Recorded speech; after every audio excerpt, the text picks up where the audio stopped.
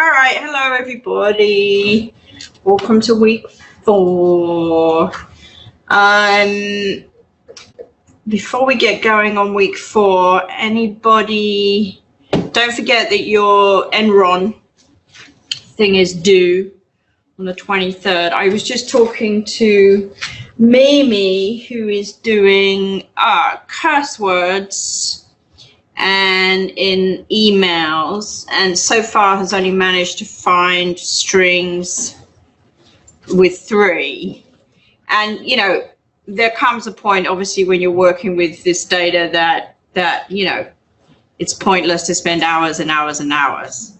Ideally, I'd like you to find at least 5 examples, but if you sit there for a couple of hours and you've got nothing, you know, you've copied, pasted, done a search and find, and there really is nothing, then let it go. I'm not going to drop you points because you can't find something, but just talk about it. Tell me the work that you did. You know, I decided to do such and such. This is the work that I did. I could only find these 3 examples. You know, be clear with me so I understand. Actually, before I did all this, I did want to give a shout out to Drew Curley, who's our student who's in the middle of all that mess in the Carolinas. So Drew, I hope things are better for you and things are okay. Yeah, it's a bit of a horror show. Okay, any other questions about the Enron? No? Okay. All right, so let's start doing a little review. We were talking about discourse in the world, right? So how things shape the world and how the world is shaped. And the first thing that we did was look at approaches to, we had 3 approaches to discourse that we finished up with. And the first one was this metaphor and cognition and embodiment. So the idea of viewing the world through our unique perspective as 2-legged, upright people with eyes and brains and so on. And then I asked you for your reading post to check out some of these conceptual metaphors. So this is from Mimi, both English and Akan, which is a language in Ghana and is the biggest language. Yeah, is the biggest language in Ghana. The emotion anger is referred to as something hot. So her example is in Akan. She's going to read to us in Akan. Let me try it. Loudly. Nebo uruhuso, which means his chest is boiling over. Nebo injo, which means his chest hasn't cooled off yet. And weja, which means he's split open. Wow. That's G. Awesome. And sometimes we mix it and say we're jar off, which means he's really mad. So he's really mad. Okay, he's split open in a really split, right? Okay, lovely. I love those. They're awesome. Nana is going to read us some from Arabic. So there's the standard and the Lebanese, similar meanings, just different words. The standard قلبي مليء بالفرح أو بالفرحة. Lebanese Arabic قلبي مليان بالبسط أو قلبي مبسوط. The second one standard طايرة من الفرحة. Lebanese Arabic طايرة من الفرحة. Oh, awesome. Joy. Happiness is being off the ground, so she jumped with joy. Yeah, The so joy she. is الفرح, not طايرة is the verb. Nice. Nice. Thank you, Nana. One of my personal favorites was Rusi. Particularly, I love you so much, just like a psychotic. I think was my favorite. So she started with love is a patient. We have a similar expression, my marriage is dead and it can't be cured. But then can you read us this in Chinese, Rusi? Yes. 我爱你爱到像一个疯子。 Right. Which apparently glosses as I love you so much, just like a psychotic person. All right. So I guess that's I love you like crazy, right? Yes. Yeah. But I particularly liked the translation. Yeah. Francesca and Taylor, hi from outside. Francesca is living in Germany. One thing I noticed that Germans have a lot of sausage and pig-related metaphors because Germans have historically had quite a thing for pork, which I think is true. A lot of these metaphors tend to have to do with sausage or pigs, representing lack of good health or people. Now, she, her, and this was from Taylor. I think that as in English, in Korean, the color black stands as a metaphor of evil/rage. Yeah. That's correct. So just as we might say a black look or a black day. Austin, hi Austin. Another example is that of fishing. So Austin was doing in English, and I liked this one a lot because it hadn't occurred to me before. But they believed it all hook, line, and sinker. And the first episode really hooked me into the show. I thought that was great. I'm not even going to bother trying to do the Russians, but I love the Russian. Life is a volcano. Misha's face has turned red because his anger erupted. And then people are like hungry wolves. We were scavenging empty stores. He opened his muzzle and swallowed the whole piece of meat without chewing because of hunger. So that was great. So that was just a few examples. Thank you very much for those. I thoroughly enjoyed reading those. The second one we looked at was poetics, which we talked about repetition and parallelism. So the best example for that was the I Have a Dream. And then the one we're going to look at today, the third one, is perhaps one of the most, this and cognitive, the first one. The first model and this model are the ones that have the most traction in applied linguistics and also in TESOL. Particularly this one, and that's something that you're going to look at, and I gave you that extra reading for. So there's a long history of critical pedagogy, starting, in our understanding in TESOL, particularly with the work of Paulo Freire, which I have no idea if I'm saying correctly, who wrote a book called, amongst others, called Pedagogy of the Oppressed. And which was banned, in fact, for a while in Arizona when they did all that banning of books. One of the books that they banned was Pedagogy of the Oppressed, which was shocking. So what Paulo Freire said was that there's an opposition when you're learning, when you're teaching, particularly literacy, between banking knowledge and using knowledge as part of a developing social consciousness. So I'm going to read this quote to you. There is no such thing as a neutral education process. Education either functions as an instrument which is used to facilitate the integration of generations into the logic of the present system and bring about conformity to it, or it becomes a practice of freedom, the means by which men and women deal critically with reality and discover how to participate in the transformation of their world. Okay. And the other thing he was very interested in was the culture of silence, the ways in which society reproduces itself and the oppressed remain oppressed. So he was working with illiterate farm hands and other workers in Brazil. And this was his idea of, he said, until they were given literacy and until they were freely allowed to express themselves in that literacy, then it's no good just banking the knowledge. You can't just like fill them up with the knowledge and then say, there you are, goodbye. You have to let them then do what it is that they want to do with that knowledge.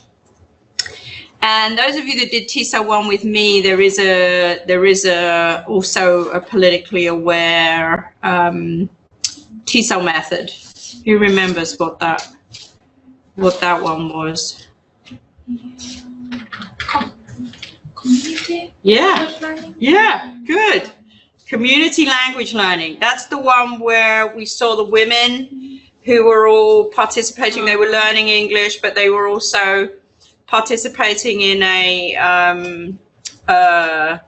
writing a manifesto and so on, because for, I think they were all domestic workers. So yeah, so that is the exact same idea.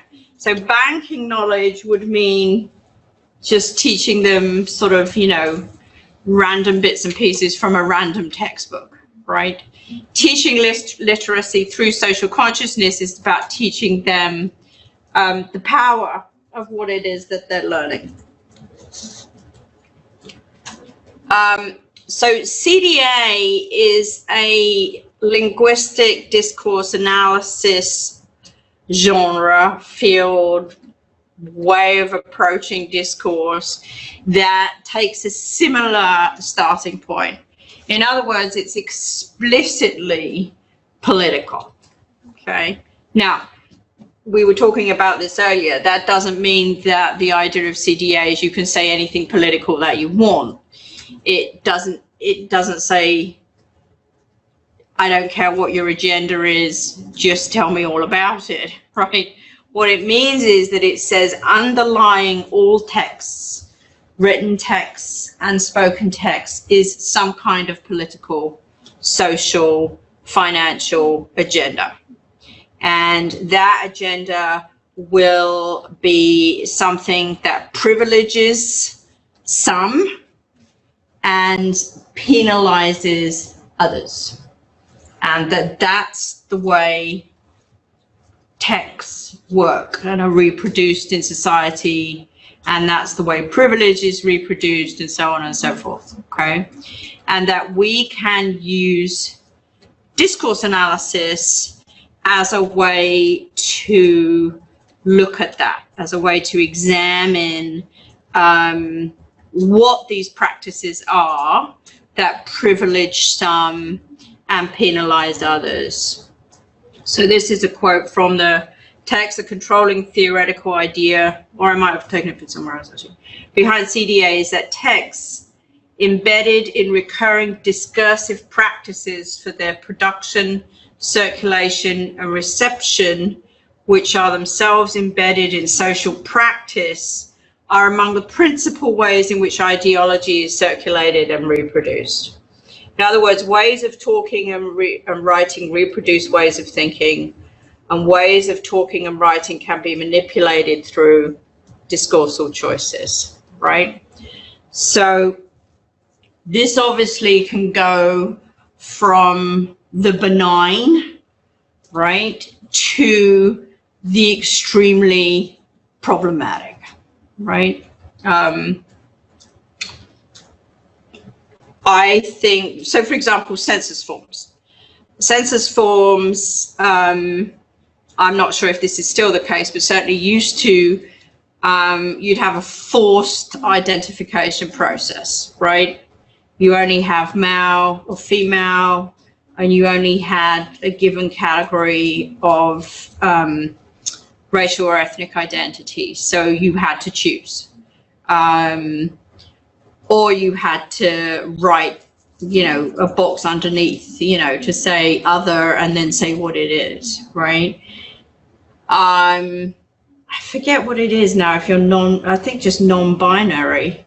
It's like male, female, non-binary is the option that you can. Now, to me, that's fairly benign, but I'm sure to many people it isn't benign. I'm sure that they see it as a way of reproducing the world in which they are not recognized as someone who's as privileged as someone who identifies as either male or either female. They are now underserved, essentially, by the political structure within which they are a part.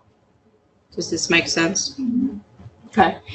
Same with specific categories of, I mean, the whole reason that you ended up on these categories with other is because people objected to the fact that they were being pushed into one category or another.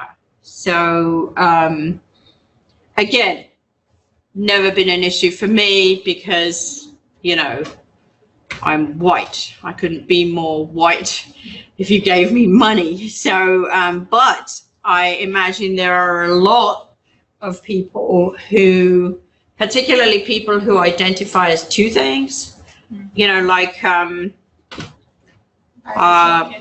say that again? Biracial people. Well, biracial people, or even like African Caribbean, or Francophone African, or, you know, I mean, it's so many ways in which your identification, if you just get African or African American, you're like, So where's Afro-Caribbean, Afro-Latino? yeah, right. So there's all these things that need to be considered. And if you're not considering them, then you're creating a world in which those people are considered to be less, the ideas of those is less significant than everybody else. Okay. So as I say, that can go from the benign to things that are outrageous in terms of, if we think historically of political propaganda throughout Europe, Germany, Russia, all these different places where it was far from benign. So when we look at CDA from a linguistic, obviously CDA has this explicit political agenda, but we're not doing political science, right? We're doing linguistics. So it's important for us to say, what is the linguistic part of critical analysis that I'm interested in? Here comes the critical discourse analysis, meaning choices in linguistic framing or linguistic texts, right? Again, spoken or written, that as a linguist or applied linguist, I'm interested in investigating. So here are some of those choices, and I've pulled them from your textbook, and there's a few more that I've put in. So representation of who is in control, for example. And again, remember, a lot of this will depend on your language. In English, because we have a very strong prototypical agent and a very strong prototypical patient, then, or object, if you like, then this is particularly meaningful. But there are other languages where it would be less meaningful. So out of those three on this one, which is the one you prefer and why? For the passive? Yes. The passive? A woman is raped every X minutes. No, sorry, the third one. Actually. The third one, a man rapes a woman every X minutes. Yeah, I prefer the second one because it doesn't really specify, but the action of rape is the one that's emphasized, not by. Not on the agent. Right. I really prefer the first one. Yeah, I think the first one. Okay, a rape because. That only women are raped. Well, no. This make that assumption. I mean, make the assumption that they're not. That when they say a man rapes a woman every X minutes, they're not saying anything about men raping other men or women raping men. Then the first. You know. Then the first one. If that's the case, the second one. The second one, a woman is raped every. Why don't I like the second one? Why do people not like the second one? Because it tells the agent. Right, because it de-emphasizes the agent and overemphasizes the patient in this case. Okay, the object, which is the patient in this case. So, what might that do to your, what might be the effect of that? If that happens over and over and over again. So it means like there is a reason that this happened to women, and maybe like, you know, they kind of like, you know, express this idea that, oh, maybe there's a problem with women, you know, like because they delete, like intentionally delete, you know. Yeah, right. The most problematic Yeah. part, which is the agents. So one of the, so this issue typically when we look at passive voice, we can look at politics. So Ronald Reagan, I always use mistakes were made. Meaning mistakes were made by me, right?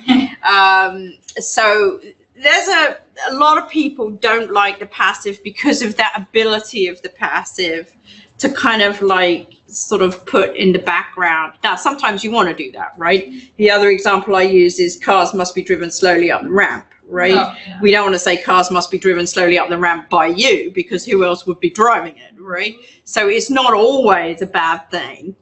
But it can be. And when you've got an issue of social justice, then potentially there's a problem, right? So a lot of people, if let's say we're not assuming that all rapes are men, we could have a series of statements. A man rapes a woman every X minutes.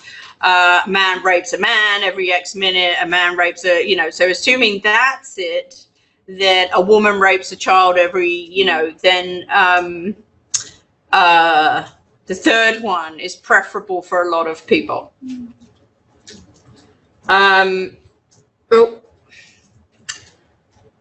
Evaluation of the event. So often what we don't do is a direct evaluation, like the meeting was terrible. So we had a lab meeting today and it was about 100 degrees in the lab because there was no AC. And if a graduate student said that meeting was terrible, they would probably feel that they had to say because there was no AC, right? So because people will, and again, here we're totally crossing over between discourse and pragmatics, obviously, direct and indirect reference, inference. So if they mean a direct evaluation, then they're raising the bar, right? This graduate student is raising the bar saying that meeting was terrible, and the other graduate student has to say, why was the meeting terrible? You know, what did the faculty do? You know, or what did, right? So a lot of times we'll do it with indirect reference, okay? So it might be something like a graduate student saying to another graduate student, for example, I know you all love being in lab meetings, but just as an example, we have so many meetings. The indirect reference would be, you know, God, do we have to have a lab meeting every week, right? But you don't say it sort of outright. So evaluation of the event just means how you use language to directly or indirectly describe your feelings about an event. Yeah. And how you understand the pragmatics of the utterance that you're using. Which of course why we get into trouble in cross-cultural communication, because you might not understand the pragmatics that someone else is using. Here's more ideas of linguistic framing. This actually comes from an experiment. If you show, this was an empirical study where they show you a crash and then they prompt you. So then they say, how fast was the car traveling when it hit the other car? And the others are prompted, how fast was the car traveling when it smashed into the other car? And what do you think happens when you prompt in those two different ways?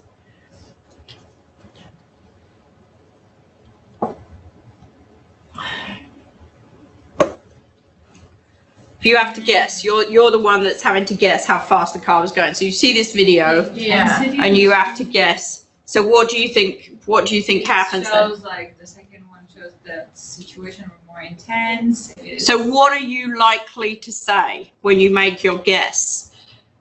That the smash was like 90 or 100 miles per hour. That's exactly what happens. That's exactly what happens. The people that are prompted saying how fast was the car traveling when it hit the other car versus the people that were prompted saying how far was the car traveling when it smashed into the other car, everybody who had the prompt it smashed into heightened the speed of the car. All right, because the connotation, you've changed the connotation, you've prompted the language user to say something. Hence why you have to be very careful about interview questions and so on and so forth, because you are prompting. If something has a connotation, it prompts a belief. So epistemic force is another area of linguistic framing, which is basically a degree of certainty. And this can be through modal verbs or through what we would call thinking verbs, or it can be through intonation. So the first one we've got here is a lot of these sort of legal, well, the middle one is not legal, but I suspect you know why we've brought you in today, right? So why is that prompting? We're sure you did something wrong. Right. The automatic assumption there is that you did something wrong, right? So if I say, do you know why we brought you in today? You would say yes or no, right? But this one, you're being prompted to say, I might. What is it that you know that I don't know? Yeah. So this is my favorite. This is an example from my book, which is my favorite restaurant speak, which is the prompts from restaurant managers. Does everything taste okay? Which your instant response is to say, because if you want to say no, you have to say, well, actually, no, right? Because the prompt, the intonational prompt is leading you to say, yes, it does. So you have to make a much more of an effort to go back. And then obviously there's leading questions in a legal sense. This is a horrible example, but it's the one that's always used in linguistics. And it's actually the example is, have you stopped beating your wife, is the example. And what's the problem with that in a legal sense? So what answer that you're still doing something wrong, or that you did be Yeah, right. You can't win that question, right? Because if you say no, it assumes you were beating your wife, right? And if you say yes, then you're beating your wife, right? So you can't win. So those are the kinds of questions that we talk about in a very legal sense, where your lawyer is supposed to jump up and say, I object. And the other one says, I'll rephrase, Your Honor, because I want to, yeah. So this is all linguistic framing. Different kinds of things that linguists are interested in. Here's another one, naming. Particularly, what's interesting about naming is issues of inclusion and exclusion.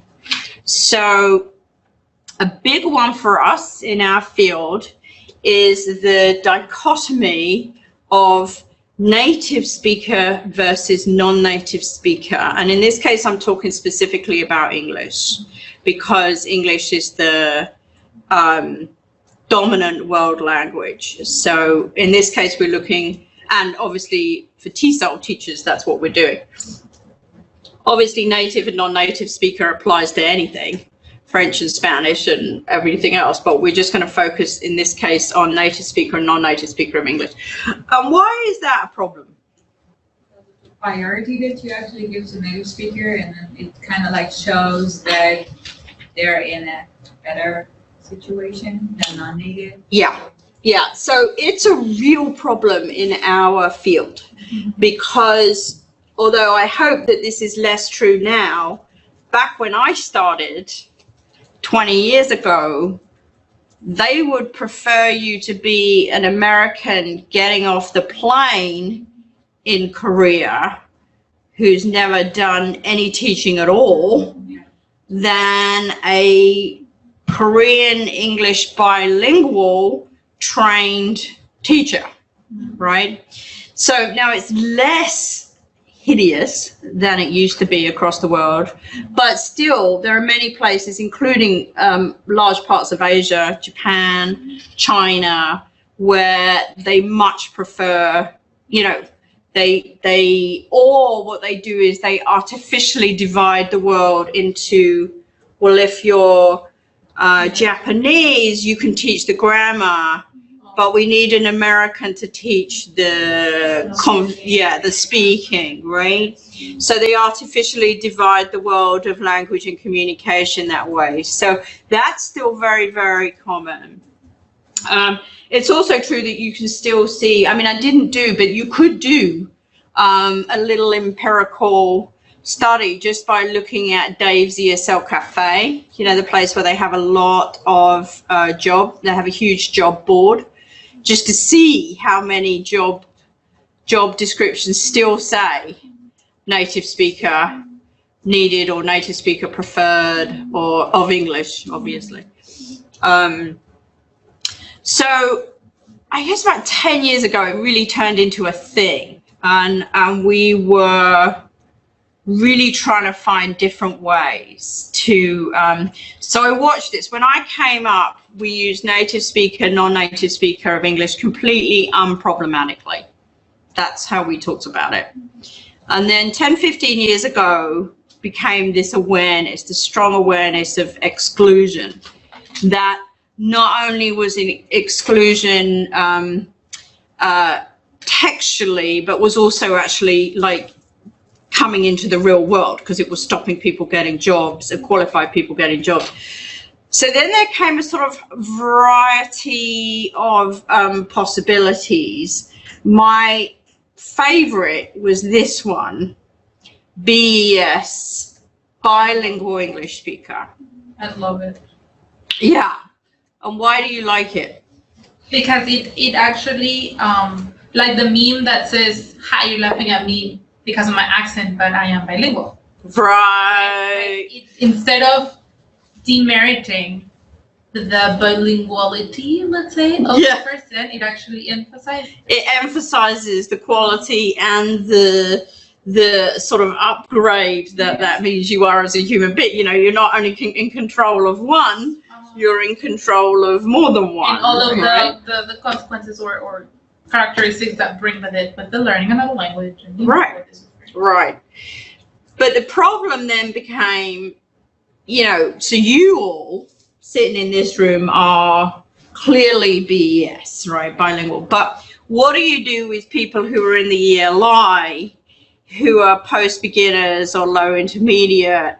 So the only thing they could do with them was NBES, which is non-bilingual English speakers, and people started getting a bit upset about, they decided it was too clunky and too complicated. Mm-hmm. Has anyone heard any other descriptions? I don't think any are really floating around anymore. And what I've noticed is we're now going back in writing and text to calling them native speakers and non-native speakers. But now we add a sentence that says, even though we are aware of the problematic nature of this division, for ease of, I'm going to call it native speaker or non-native speaker. So now it's sort of an interesting, divide into how you're gonna deal with it. another part of this native speaker thing causing exclusion was also when it comes to world Englishes, because it was given preference to the inner circle Englishes. No question, that's So- absolutely correct. So now I wonder if there's going to be a new tag for speakers of outer Englishes. Well, in the book I just put out, I deliberately did not use inner, outer. Does anyone remember what I did use? You just read it over summer if you were in my sound systems class. No one can remember. You wanted it. Traditional Englishes for inner circle and new Englishes for outer circle, and then emerging Englishes. Yeah. Which I like that it doesn't even use the word not, No. because No. even that is problematic Yeah. Yeah. instead of not. No, and I did it specifically because you have to recognize that there's a difference between what's traditionally been called inner circle and outer circle. That's if you try and use inner circle criteria to explain outer circle, you get yourself into a terrible mess, and vice versa. There's clearly some sort of Pan-African, Pan-Indian features, so you do get yourself into a mess. But I don't think he ever meant for that to have now the kind of connotation that it has, where inner is like the one to be, and then you get progressively away from the gold standard, right? I don't think that's what he meant, but unfortunately that's how it comes out. Yeah. So yeah, but that's absolutely another issue of the same kind of thing. They talk in your book about naming of products. I mean, this is a whole thing. Like, people sit there and get paid real money to come up with names that are likely to make you buy it, as opposed. I mean, Ambien is absolutely. It's like sort of cuddly, right? Sort of snory, and descriptions of choices. She uses some airline language, and it just cracks me up. Now it's like, want more leg room? It's like, well, yeah, of course I want more leg room. Pay another like $50 and you can be in, I don't even know what they call it now. It's like Coach and then Coach Plus, or then, something else. Huh? Economy Plus. Yeah. So you're thinking, yeah, I'd love, and then you think, wait, I'm supposed to have reasonable leg room in economy. What's happened to my leg room? So yeah, it's very interesting. Another issue is framing and social class. So that's sort of language, and it's the intersection between where language and class kinds of comes together. This, I don't know if any of you have heard of Basil Bernstein. He was a educational linguist and sociologist, I think, in England. And this idea of a restricted versus elaborated code has been, was very famous, then was misunderstood and was taken away, and is now sort of coming back again, that people understand what it was. But his idea, well, let me go forward a bit. This was one of the famous examples was up here. So the kid says, can I have an ice cream? And the parent says, no. And the kid says, why not? And according to Bernstein, kids that ended up with restricted codes were told, because you can't, shut up, Whereas kids that ended up with elaborated codes were the kids that were told, well, because you are about to have your dinner in half an hour, and I don't want you full up of ice cream before you have your dinner. And this was then attached to social class. Okay.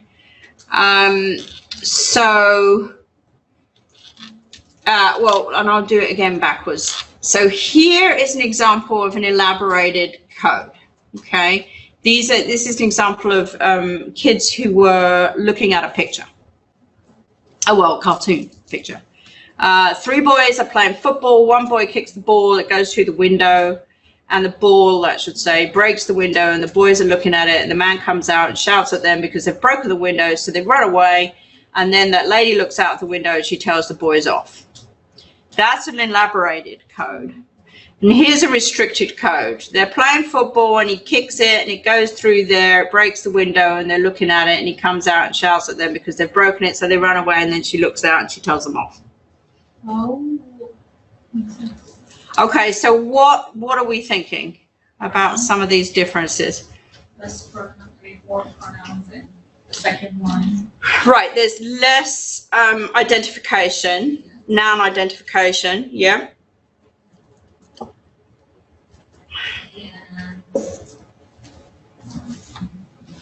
In the first one, it's very long, like in terms of sense, like there's only one punctuation and it gives a lot of ideas. Mm-hmm. Oh. Yeah, I'm not sure how it's been punctuated. I don't think it's been punctuated at all. I don't think that's yeah. Contractions in the second one. Okay, good. Yeah.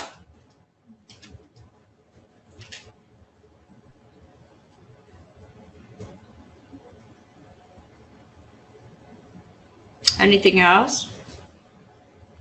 It doesn't really say how many boys were playing football. Right. So things like more specific detail, right? 3 boys are playing football. 1 boy kicks the ball. Okay. So if we go backwards, this is what he said. These were some of the features of an elaborated code.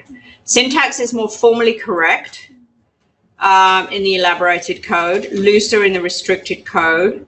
Now, you don't have any examples in this short example from the boys, but where you have some contractions. But the way this is normally done is the amount of subordinate versus coordinate clauses. So elaborated code will have more subordinate clauses, and a restricted code more coordinate. Now, in this case, both of them have more coordinate, but they're both little kids. So there are more logical connectives like if and unless in the elaborated code, whereas the restricted code use more words of simple coordination like and but. There's more originality in the elaborated code. There are more cliches in the restricted code. Here's one that you noticed. Reference is more explicit in the elaborated code, more implicit in the restricted code. So the restricted code uses a greater number of pronouns than the elaborated code. And this is the example that they're talking about down here. The elaborated code is used to convey facts and abstract ideas, the restricted code, attitude and feelings. Okay. Is there any approach to restricted and elaborated code that does not really link to social stereotyping? That does not link to social classes? Like just identify the restricted and elaborated code by itself without really linking it to social classes. Okay, well, so that's the really good question, because this is the reason why people got upset. Why are you wanting to do that? Like, why do you want the question? Yeah, why do you want to take it away from social class? Because I just want to analyze it from the linguistic approach, just like she was saying, without putting any really social class or like social agenda to it. Right. So it was interesting because, of course, remember, coming back to CDA, there is always a social agenda. So the problem with Bernstein's approach, and it's not in your book, but in my view it should be, is that people misunderstood. He was talking about opportunities to have an elaborated code. And what he was saying was that if you were in an environment in which you got told, you know, no, you can't, as opposed to no, because then you were not given the opportunity to get an elaborated code. So you were then stuck with a restricted code. And that he connected that to socioeconomic advantage and said, given the same brain, so given the same kid with the same brain, socioeconomic advantage is going to kick in to give you either a more or less elaborated code. No personality attached. No, I mean many things attached, but that the same kid, regardless of everything else attached, can't overcome this socioeconomic advantage of getting an elaborated code just as part of your gig, you know, part of your childhood. So he did say they were connected together. What he didn't say was that all poor people have a restricted code and all middle class and upper class people have a elaborated code. That wasn't what he was saying. He was saying that given that socioeconomic condition, then you were more likely, regardless of all other factors, you were more likely to end up with a restricted rather than an elaborated code. Does that make sense? So this actually plays out now, in my view. I haven't read anything on this and I haven't written on it, but to some extent with the No Child Left Behind. Because when No Child Left Behind came in, it concertinaed children's time with bilingual programs, you know, or any kind of support, any kind of bilingual support to 2 years or less, where we know that in order to meet the same expectations as a native speaking English child, particularly when it comes to academic cognitive proficiency, you need 5 to 7 years, okay? So we know that. That's sort of something that's been looked at. You need 5 to 7 years to get yourself up to be able to not just chit-chat, but to cognitively and academically perform in the same way. We're talking about K through 12 here, not about adults. So by concertinaing that to 2 years or less, what you end up giving them is a restricted code, right? Because you're not giving them time to develop an elaborated code. So now this, of course, can be tied, you know, you can tie it to ethnicity, but why would you? It's not because they're Hispanic, right? It's because of these other issues that have to do with socioeconomic conditions around them, right? So, but what people have done, bad people have done, is try and put this in ethnicities, right? Oh, well, if they were a Chinese kid and not a Hispanic kid, the Chinese kids do great, which is actually not true at all. The Chinese kids also end up with a restricted code. So this is the ways in which language education and socioeconomic class kind of suck away at the success of some of our kids.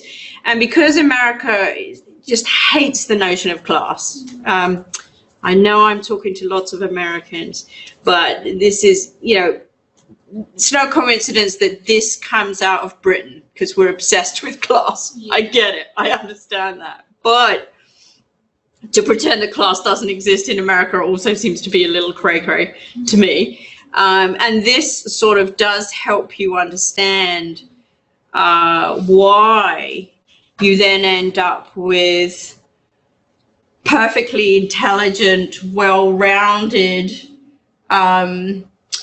second language children who are second language speakers who have a restricted code. Yeah. There's just no way that they can develop an elaborated code with the opportunities that they're given.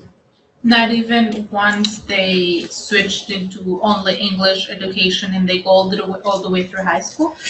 Well, that then depends on how much support they get, right? So I'm talking about the fact that in many schools with No Child Left Behind when it came in, there was simply no support. Oh, that's why the social class. Yeah. By the time you have 1 to 2 years, then you're kicked out into the mainstream. Okay. You're kicked out into the mainstream with a restricted code. So then what happens to you, right? Either you find or have the resources from somewhere else to help you develop that elaborated code, or you're stuck, right? Well, the resources come from socioeconomic and socio-political advantage. That's where the resources come from, right? So basically you're taking children who at one point could have been like this, and as I say, obviously there's differences in personality and whatever, but could have been like this, and you're saying, yeah, now the chances are you're going to be like this because we've not given you the opportunity to develop this elaborated code. So, well, that's my political agenda. Any comments? Anything like this happening in your own countries? Yeah, I think in terms of language, private versus public schools, right? Okay. Yeah. So when I teach at the university, I, by realizing how the student speaks and how he or she writes, I could tell where their background is from. Right. Yeah. Yeah.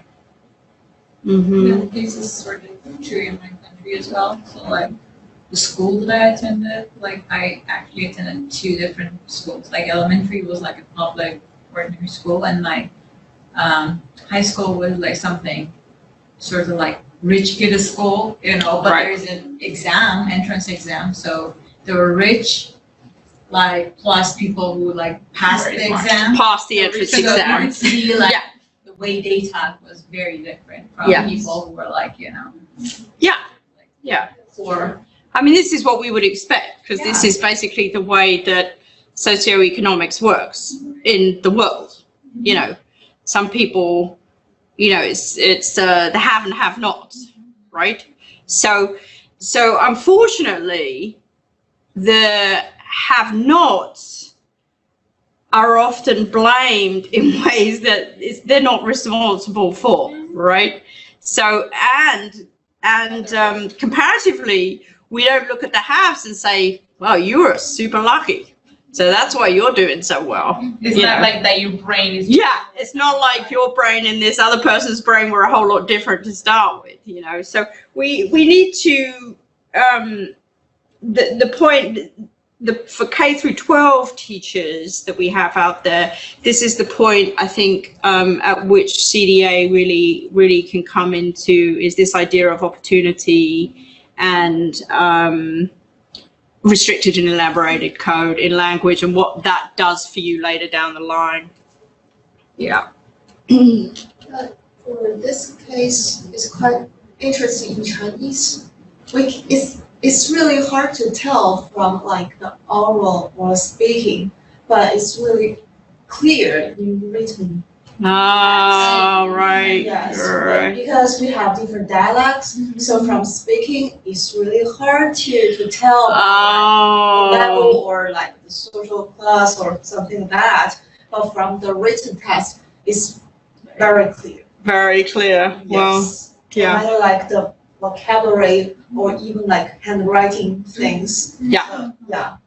It's quite obvious. Yeah. And there's actually one thing in my culture, which is the idea of class is like very, very obvious. Like, you know, people, like there are middle class who try to imitate or sort of like to become sort of like similar to like high class, Upper class. in the upper class, and then that's why they try to actually raise their kids the way Right. they do. So like there is sort of like a thin line between, are you actually like, what kind of class do you exactly? Yeah, right. Well, that's welcome to my world. Yeah. It's like, yeah, you can be educated as much as you want in England, but if you sound like me, then you're from the East End of London. So it always amuses me greatly in this country because people have no idea. Yeah, You it know. just sounds British and Yeah, right. and it's already posh. Right, right. What's the difference? Can you say like the sentence in a different? Well, for example, I'll say butter instead of butter. I'll say well, a big one for me, a big one is dark L. This is one you might know, dark L. So I will say Sal. When I'm trying to say Sal, you know, for my husband, I will say, I listened to myself today. I was shouting out and I was like, Sal, Sal. It's like, oh my God, it sounds like you're saying S-O-W, right? Talking of pigs, yeah, Sal, Sal. And it's absolutely screams working class East London. Yeah. Yeah. Tall instead of tall. Tall. Yeah. So here it's always a bit of a problem because I say I'll have a tall cappuccino and they're like, two? I'm like, no, tall. Yeah, tall cappuccino. Yeah. So that's a classic one. So the definitely the glossal stop, but a real marker, a strong marker is that final dark L, how much you vocalicize it. Because mine is completely vocalized. It's like Sal, you know, it's just gone. So it's like Labov's when he did the third floor and he went up and he sort of, you know, depending upon whether you were. So I scream highly dialectal at the completely vocalized L. Yeah. Now, most people in England have no idea. They wouldn't say, oh, listen to that vocalized L. But they would say, I know what part of London she comes from.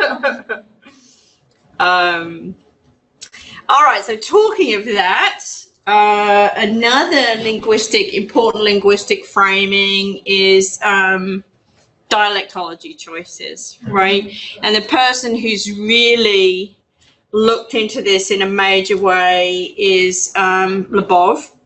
Now, he was mostly interested in it from a dialectal perspective, if you see what I mean, but he was clearly a nascent CDA person because he was constantly interested in how this communicated class, or how people perceived that this communicated class and intellect. All right, so this is a not famous, but not infamous, but pretty well known thing from one of his the black people in Philadelphia, where he went and he recorded a lot of people. So there's, you know, like some people say, if you're good and shit, your spirit's going to heaven. And if you're bad, your spirit's going to hell. Well, bullshit, your spirit's going to hell anyway, good or bad. Why? Why? I'll tell you why. Because you see, nobody really know that it's a god, you know. Because I mean, I've seen black gods, pink gods, white gods, all color gods, and don't nobody know it's really a god. And when they be saying if you're good, go to heaven, that's bullshit. Because you ain't going to no heaven. Because ain't no heaven for you to go to. So the reason that this is quite a famous little paragraph is because the argument is that despite the dialectal choices, what he's engaged with is a not insignificant argumentative structure. You know, he's saying, look, you know, so if you look beyond some of those dialectal features that people perceive of as indicating class and intellect, you see something different.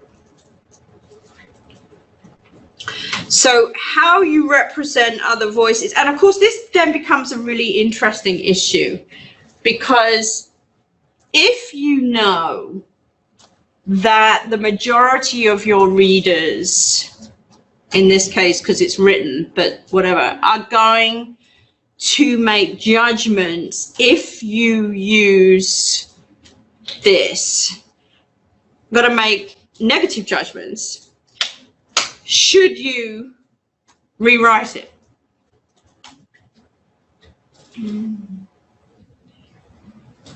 So this has happened over and over again with America, with Huck Finn. Is it Huck Finn?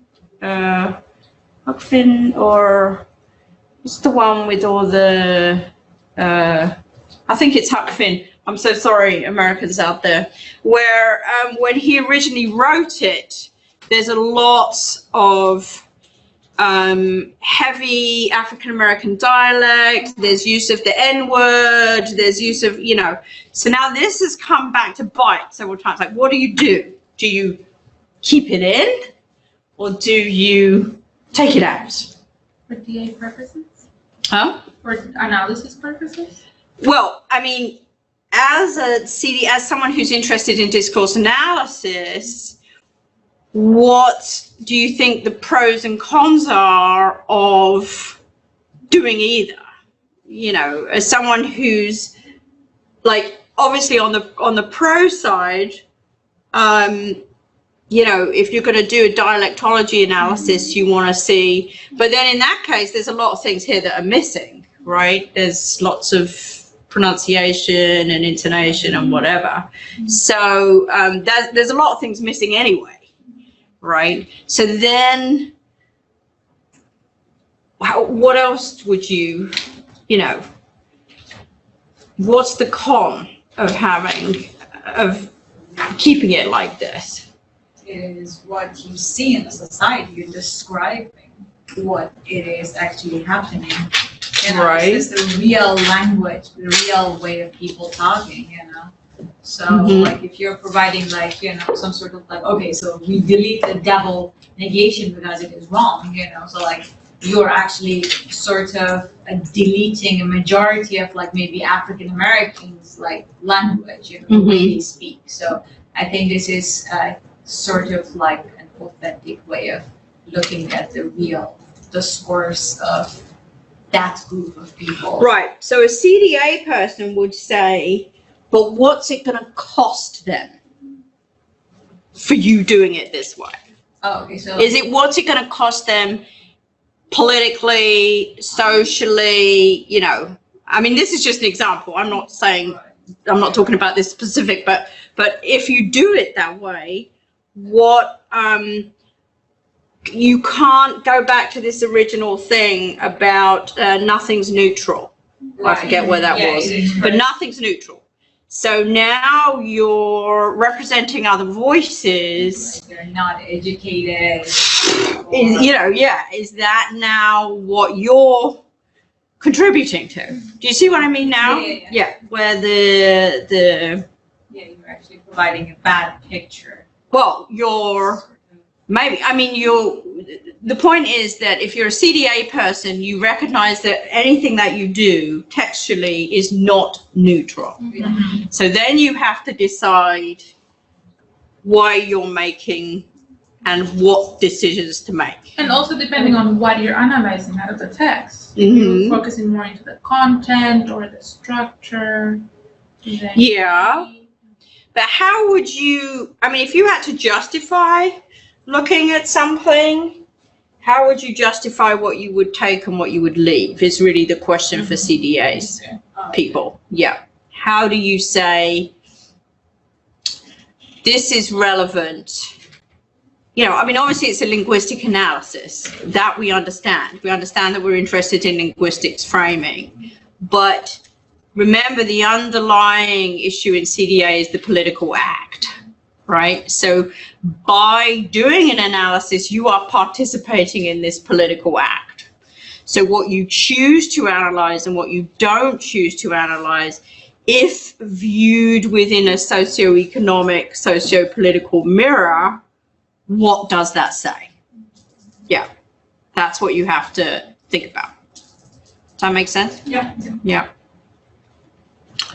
But like, would it be an actual representation of that group of people who are like, for example, like people like the speaker, for example, you are trying to just maybe not focusing on the way they are, for example, using specific grammar or like specific word, and then you intentionally delete some part, and then it's sort of like not provide a clear picture of what they Well, yeah, it's always interesting to me, and again, this is my thing, not your book thing, but when you look at something like, and this goes back to, I don't know if I've told you this before about Oprah.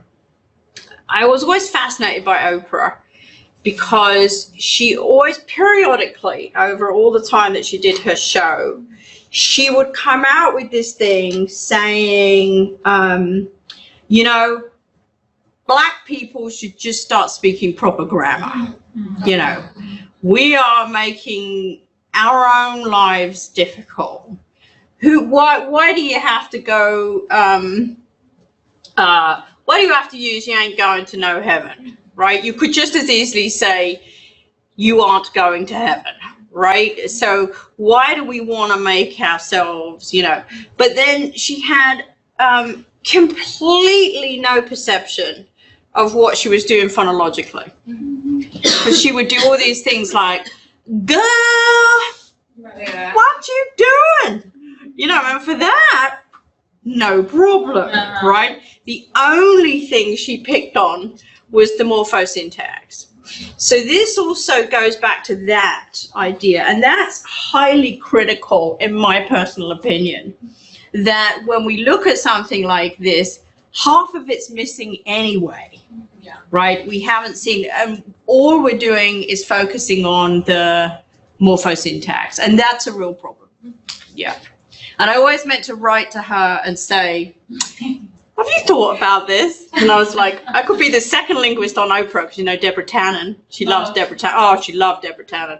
She was on there about 3 times. I was like, ooh, maybe I can get on, but I never got around to it. It's funny with Oprah though, is whenever, I've noticed that too before, because whenever she'd do an interview with a person of color, she would switch back and forth. She does good switching. Yeah, she does do code switching, but I mean, I haven't done an empirical study of this, but I don't know how much her code switching is morphosyntax.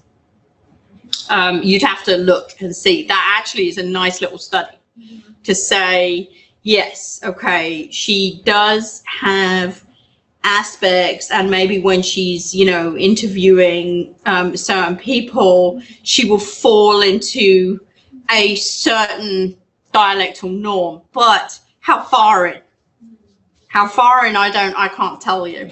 Yeah, and it would be interesting to look and see, because if she falls all the way in with these kinds of don't nobody know, I would be surprised, because she seemed to be completely obsessed with it.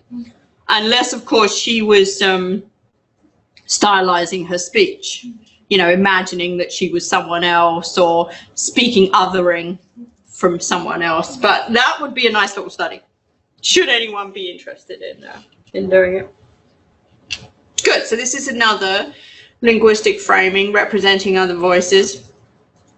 And then another one that your book does is corpora and concordance lines. So the concordance lines are on page. Anyone who gets there first, let me know.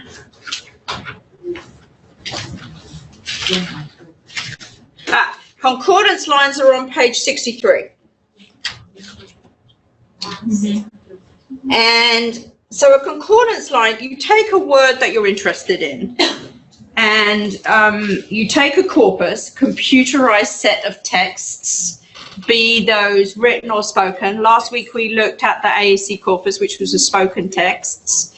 This one in your book on page 63 is a written text.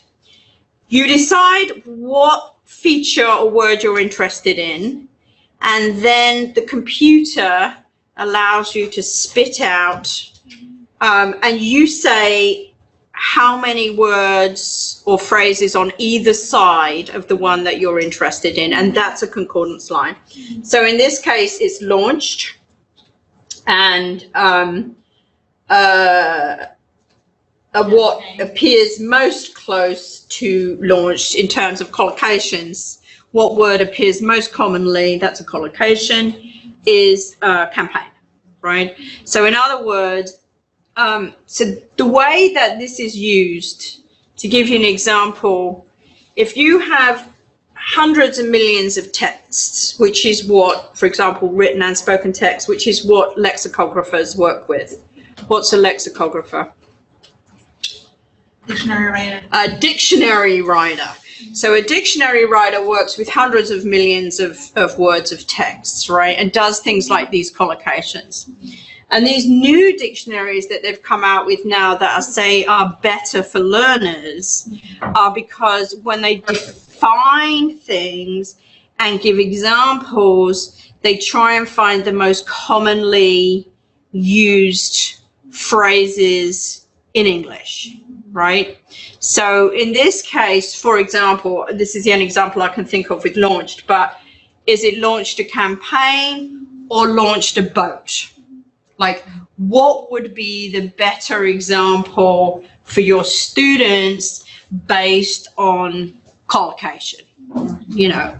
And that's how a lexicography gets developed. And so all the dictionaries that they say are learner focused, that's one of the ways in which they're developing their lexicography, is by doing that. So the example I'm giving you is an example by my student Magdi, who I was his PhD director in 2009 at Georgia State University. He was Egyptian. He had very strong feelings about the ways in which the Israeli-Palestinian conflict was being discussed and in American newspapers, and CNN actually is where he really, and he felt that because of the ways in which it was being described in American media, we were just making, the matters were being made worse, right? So he developed this project with us in which we could compare the ways in which some terms were being used between CNN, Al Jazeera, which was at the time, and I forget, oh, and the BBC. Yeah. So we could really look and see if they were using them differently. Now, so let me read you this slide. The Israeli-Palestinian conflict is one of the longest, most violent in modern history. The language used to, so this is his political, you know, point, right? So this is the reason he's interested.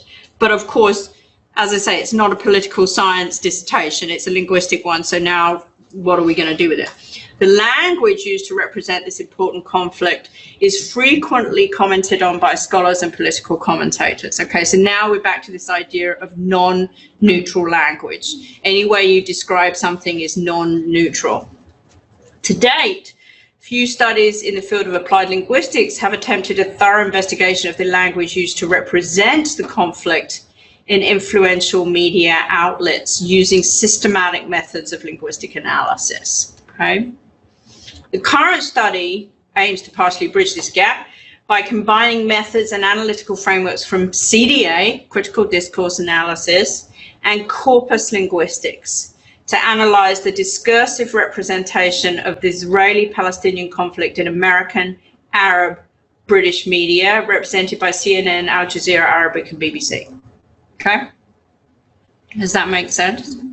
So this is firmly inside the CDA framework, right? Because it begins with the notion that it is not possible to represent the Israeli-Palestinian conflict in neutral terms, right? So as that's not possible, what non-neutral ways systematically, if we can find them using corpus analysis, is it being demonstrated as, right? So what he did was a corpus-based keyword technique initially used to identify the topics that tend to be emphasized, downplayed, and or left out in the coverage of the Israeli-Palestinian conflict in 3 corpora, compiled from Al Jazeera, CNN, and BBC.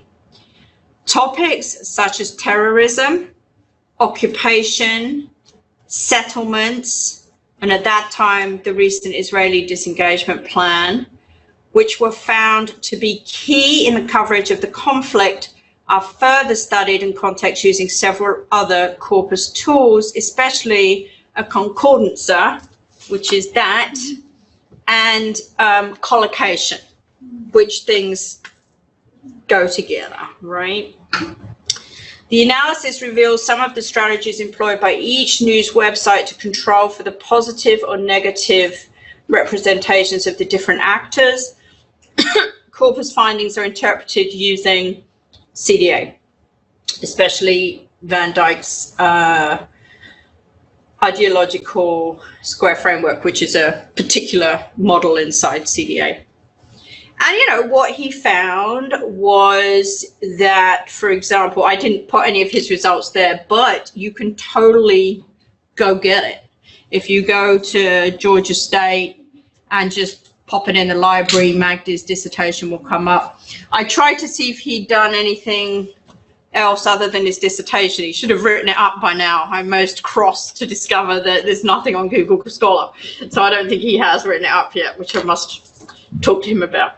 But what he found were that words like settlements, for example, were not used by people who, you know, like settlements has a connotation, right, of taking over Palestinian land, right?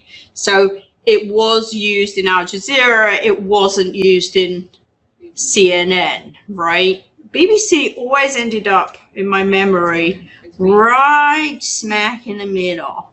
Like, you know, like trying to be, say the least, you know. So occupation, for example, that was never, the Palestinian situation was never described in CNN as an occupation, right? Always described in Al Jazeera as an occupation, right? And again, I can't remember, I think that, yeah, the BBC just kind of floats right down the middle, pretending they've got nothing to do with anything. Yeah. Even though they started the whole thing. They're like, whoa. So this was really fascinating. And his, you know, and you can see the really nice connection there between a linguistic analysis, a job of work within linguistics to see, and a CDA framework that says this has implications for the world and how different people are viewing the world and what people are thinking about things and what they support and don't support. And of course, nobody knows that this is, you know, it's not like you listen to a CNN and say, they never say occupation, right? Yeah. So you start to see the world the way CNN sees the world, right? Which is a huge problem in my view, but not everybody's, I'm sure. So anyway, enough. That's the trouble with CDA. It's very difficult not to talk politics with CDA because CDA is in fact politics. Yeah, it's the point at which politics and language jump together. So if you're interested, the information is up there. You can just pull that down from GSU and have a look.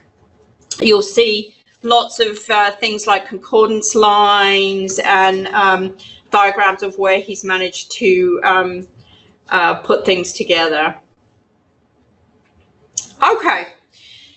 And then what I did was add a reading, which hopefully you all saw.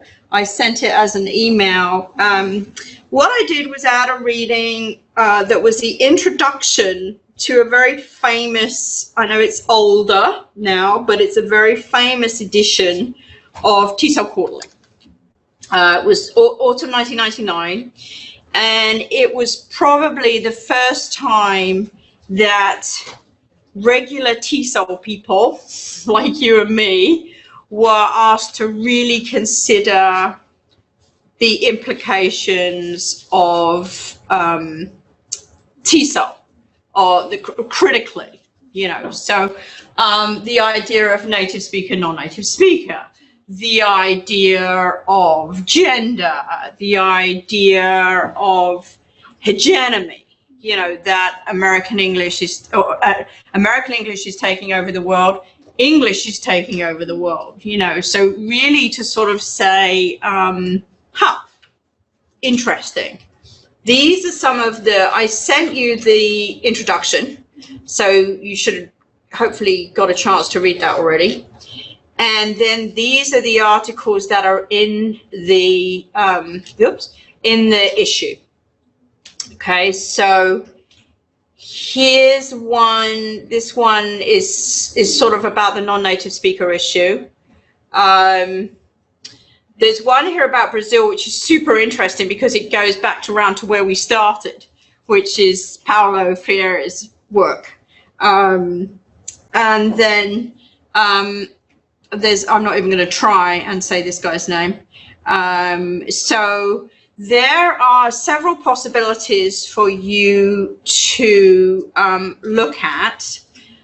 What I want you to do, I can't believe I think I've brought the wrong slide because I had some more things to say, but what did you think of the critical introduction? Did you get some sense of what that was about?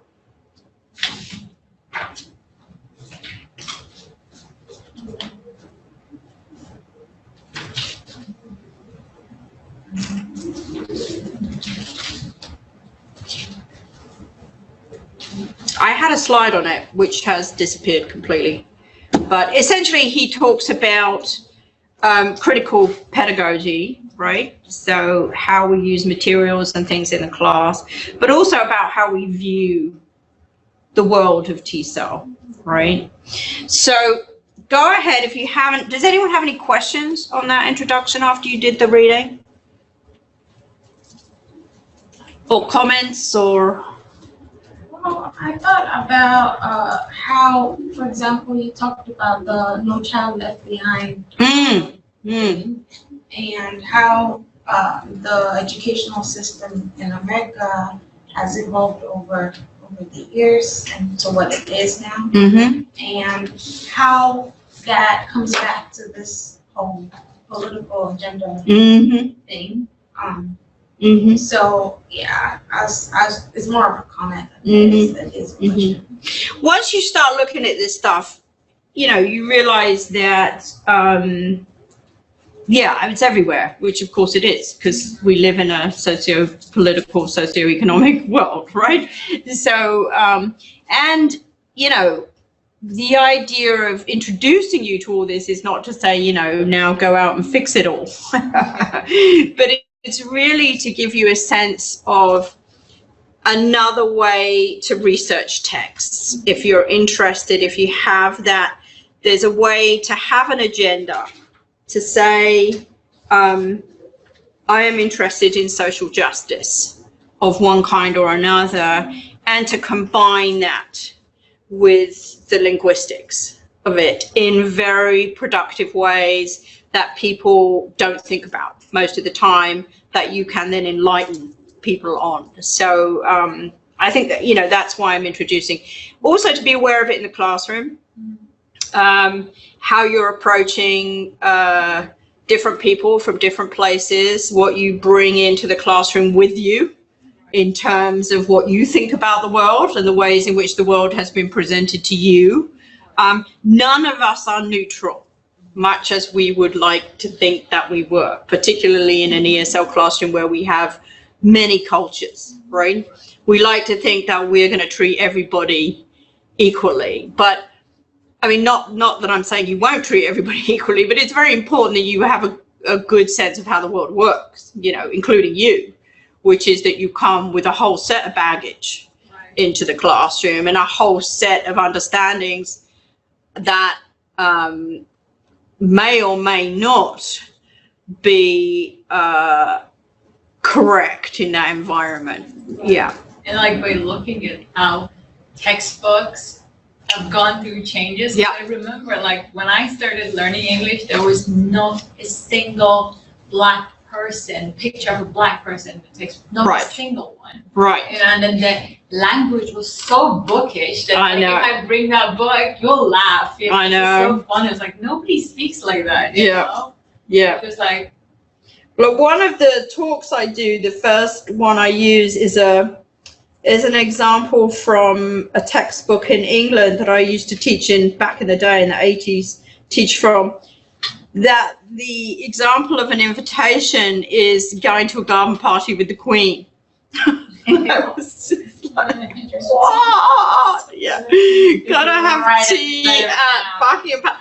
And the students were supposed to role play this, you know, as though they were having tea at Buckingham Palace. And it's like, yeah. So anyway. Yeah, I mean, it just makes me think back into corpus and what you said that the dictionaries are really doing is the everyday language that they're going to encounter versus Yes. that idealistic, Yes. cultural that you Yes. want to impose. Right. Right. Good. So your reading post, between 300 and 400 words, you pick one of these. You pick whichever one you like. So you can go to the library, you know, online, obviously, and get this volume. I haven't uploaded it for you. You can do that yourselves. If people have yet to have the experience of uploading a journal from the library, now's the time. And you can choose one of these, including the one that we already had a look at, although I think you might find these other ones more interesting, to be honest. So any of these ones, in fact, all about very interesting things. This one you might be interested in, Mimi, because it's about African students. I think Francophone African, actually. I think. I'm sort of realizing that they've got to become black, you know, in the States in ways that I'm pretty certain it's K through 12. But yeah, that's one thing that. So anyway, everybody wants to go ahead, pick one of those articles, do a 300 to 400 word chit chat about it. It doesn't have to be anything official. It doesn't have to have, it can be more like a journal entry. It doesn't have to have citations. It doesn't have to have anything like that. Can think of it as a, yeah, you're welcome. Think of it as a journal entry, this one, okay, where you read it and then you say, wow, you know, this was interesting because I hadn't thought about that or this or, you know, this or anything that you want to say about what we've talked about on the video today. in terms of these political issues I'm interested in, but definitely perceive this reading post as a journal entry, not as a summary plus critique, right? It's a journal entry to really spur you into thinking about one of these issues that you're interested in. Okay. Okay, any questions, comments, issues? Mimi? I have a question about CDA framework, because a lot of the topics in the CDA are also some of the issues that people doing comp-ed, like Tanya and others are doing. And I'm having a hard time trying to identify what a dissertation, a CDA dissertation in linguistics, how it might differ from a CDA dissertation from, say, comp-ed. So the person to talk, I'm going to give you an idea, but the person to talk to obviously is Jess Pausek. Jess Pausek is our new, for those of you that don't know in the program, is our comparatively new, I think she's only been here a year, comp-rec person who runs the composition rhetoric program. Her area of interest is working studies English, working class studies English. Okay, so she has an implicit political, agenda, in the sense that she's very interested in how working class, and I think she does a lot of it in Britain, actually. I think she goes back there, develop literacy, were allowed to develop literacy, literacy was suppressed, all those kind of things, by looking at various pieces of evidence. So that's her gig. That's what she's interested in, right? We might be interested in looking at some linguistic component of that, right? So we might say, okay, I'm interested in working class studies. I'm interested in how people develop literacy, and I'm going to do a linguistic analysis of that, not a socio-analysis of that, okay? So now for the rest of that answer, you'd have to ask Jess, because she's the comp-rec person and I'm not. So I only know what we're interested in doing and what constitutes a linguistic analysis. What constitutes a linguistic analysis is a systematic analysis of some part of the language in use. Yeah. So you can do it through corpus, you can do it through, well, like my student did, you can do it through conversational analysis. CDA can be but as long as, what we're not doing is looking at socio-political issues, okay? You're looking at linguistic issues and then how they're reflected back in a, so this was the, so we had a student here actually. She was from Nigeria and she was doing a dissertation on the work of somebody who is writing about how the big corporations, oil corporations, I guess, are destroying the Nigerian Delta. They're apparently like trashing the place, and she was talking about something called eco-womanism. And and we kept having the same discussion with her that I kept having to have with Magdi. That's great, that's good, but remember what your job is. Your job is to look at this from a linguistic perspective. In the case of that student, she was doing a literary analysis, well, she was actually doing a stylistics analysis. So, but instead of focusing on stylistics and the Hallidayan model that she was using in terms of linguistic analysis, she kept veering off to say how much these, corporations suck, which is true, right? But it was beginning to sound like a socio-political or socioeconomic dissertation, a dissertation out of political science or economics, Department of Economics, but you are explicitly within the realm of linguistics. Yeah. Same questions, different approaches. Yeah.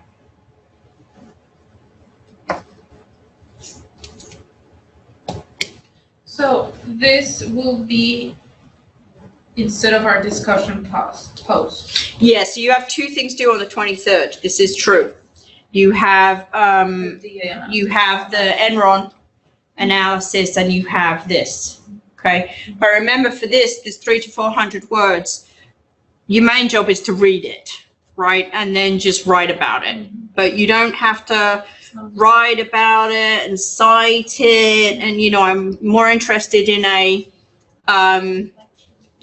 response. Just I read the one about, Brazilian EFL teachers and the terrible problems they find themselves in, and because they've got no resources or this or that, and it sounds familiar to me. And I'm looking for more of a personal reaction, like a journal entry reaction.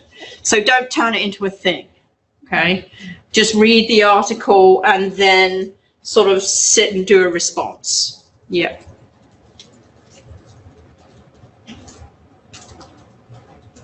Any other questions or comments? Do you enjoy doing CDA? Yeah.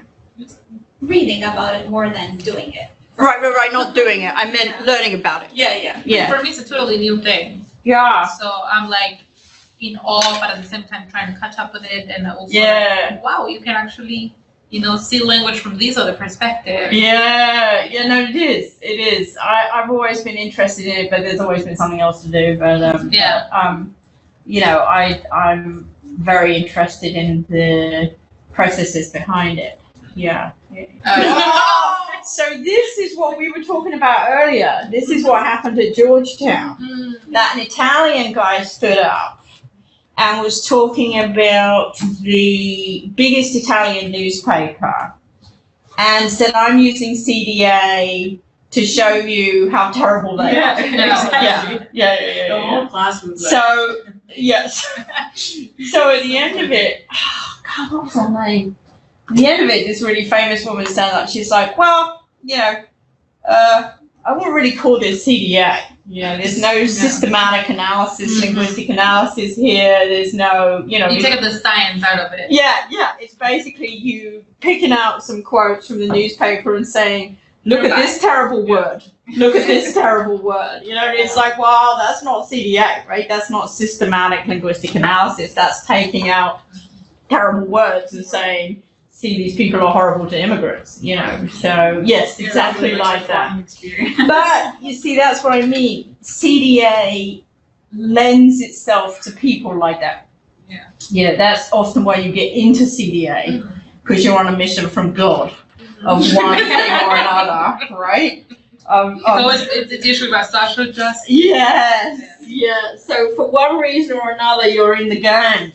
And then it's very hard. So what you need is a good advisor, to back you off of, which is what we did with Magdi, and he has ended up with an excellent piece of work, in which it's true. We had to take out every time he said, see how terrible it is, and they don't say occupation. It's like, they don't say occupation. Yeah, right.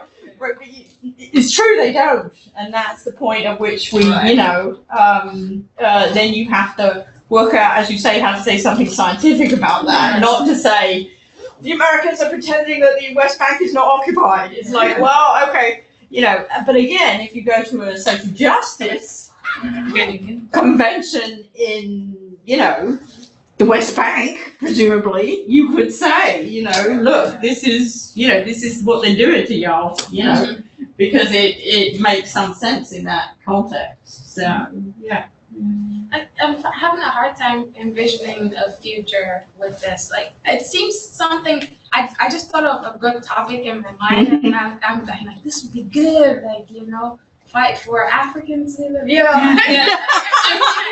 but part of it is like, how are you gonna get hired after? It's part of my. I was gonna ask you, like, do people that do CDA Yeah. really get the Oh, yeah, frustration of not yeah. being able to really change the world Yeah. from Well- that? Because you have like facts and scientific information based on a Janina was a colleague of mine at Alabama. She was the one that did a lot of work on native and non-native binary paradigm.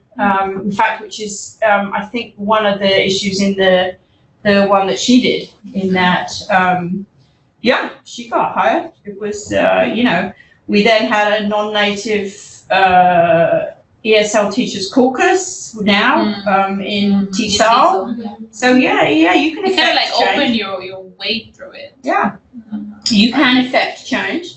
The BES and BES comes from Jenny Jenkins, who's the woman that did the World English's English as Lingua Franca pronunciation. I ran with it. A lot of other people in the end found it, as I say, too clumsy.